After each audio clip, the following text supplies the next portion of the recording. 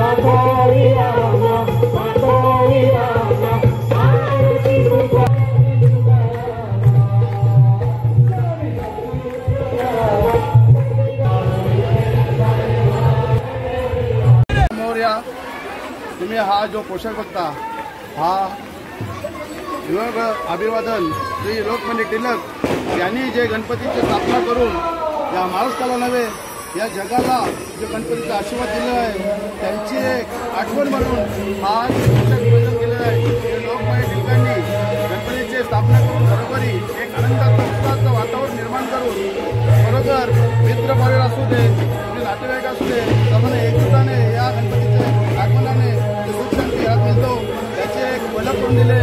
म्हणून हा लोकमान्य टिळकांचा प्रदर्शन करून ही गणपती बाप्पाची स्थापना करून 10 दिवस गणपती बाप्पाचे मनोपूजन करून पूर्ण त्याची आस्था जाणून घेतलेली आहे. आणि गणपती बाप्पाचा आशीर्वाद आमच्या या कुंडली गावावरती श्री माननीय सुरेश गोपीनाथ म्हात्रे बालगाव भिवंडीचे लाडके खासदार तशी ग्रामपंचायत कुंडवली कमिटी यांच्यावर राहू दे हीच प्रार्थना. जय श्रीराम, जय गणपती बाप्पा.